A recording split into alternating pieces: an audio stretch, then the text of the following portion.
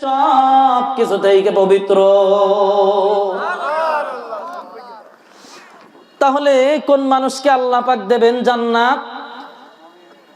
আমানু ওয়া আমিলুস সালিহাত, ইমানদার আর কি মুমিন। আমরা ইমানদার কিনা প্রমাণ পাইছেন? বুঝেন নাই? পুলিশের কথা শুনলে কালকে থেকে সবাই নামাজি হবেন, কেউ বাদ যাবেন না। তাহলে আল্লাহ তো 1400 বছর আগে আমার নবীর কাছে পাঠায়া দিয়েছেন সব কিছু।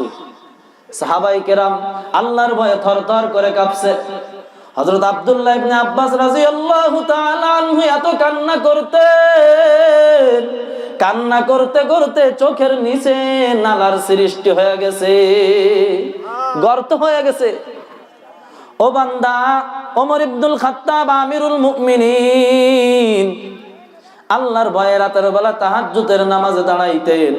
তাহাজ্জুদের নামাজে দাঁড়াইয়া এমন বেশি কান্না করতেন, এত বেশি কান্না করতেন, মাঝে মধ্যে অজ্ঞান হয়ে যাইতেন, আবার মাঝে মধ্যে বেহুশ হয়ে যাইতেন, অসুস্থ হয়েও পড়তেন।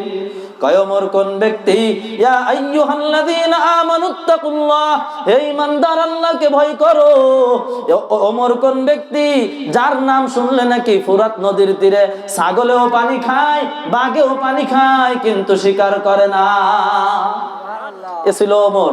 এরপরও এমন বাচ্চা, তামাম দুনিয়ার সব রাজা বাচ্চা ওমরের নাম শুনলে ভয় পাইতো। কেমন ছিল ওমর? ওমরের আওয়াজ শুনলে মানুষের ভিতরে ভয় কম্পন জারি হয়ে যাইতো। আরবের ভিতরে ওমর যখন তরবারি নিয়ে বের হইতো, সমস্ত কাফেরের ভিতরে ধুপ ধুপ করে বুকের ভিতরে আওয়াজ হওয়া শুরু হয়ে যাইতো। এমন ভয়ঙ্কর ওমর ইসলামের জন্য হইল। আর সেই ওমর আমার মাওলাকে কি ভয় করেন জানো? ওমর রাদিয়াল্লাহু তাআলা আনহু অর্ধজাহানের বাচ্চা হইয়া গেছে। বাচ্চা হওয়ার পর আমাদের দুনিয়ার ভিতরে এমপি, মন্ত্রী, মেম্বার, চেয়ারম্যান আছে নাকি? ওমর রাদিয়াল্লাহু তাআলা আনহু একজন বাচ্চা, তবে তাদের মতো না। তারা হয়তো একটা গ্রাম, একটা এলাকা, একটা শহর, বড় জোর বাংলাদেশের মতন একটা দেশ, কিন্তু ওমর কেমন নেতা বলে এই দুনিয়ার অর্ধেক জাহানটা ওমরের কবজায়। এমন বড় নেতা। তার কাছে এক ব্যক্তি আসছে বিচার নিয়ে। যখন কোর্ট বসে তখন বান্দা বিচারের জন্য আসে না। যখন কোর্ট বসে, যখন বিচারের অফিস বসে, তখন বান্দা আসে নাই। ওমর ফারুক অন্য কাজের ভিতরে ব্যস্ত আছে, যে কাজের ভিতরে তার মন বসে আছে। এমন সময় পিছন থেকে এক ব্যক্তি এসে বলে, ও আল্লাহর নবীর সাহাবী খলিফাতুল মুসলিমিন, অমুক ব্যক্তি আমার উপরে বড় জুলুম করে, এর জন্য আপনি আমার পক্ষ হয়ে তার উপরে প্রতিশোধ নিয়ে নেন। আমিরুল মুমিনিন রাগ হয়ে গেলেন। হাতের কাছে বেত ছিল, বেত দিয়ে তার গায়ের উপরে একটা আঘাত করলো। বলেন কি করেছে? আঘাত করেছে। আঘাত করার পর আমিরুল মুমিনিন বলেন, সময় আর পাইলি না।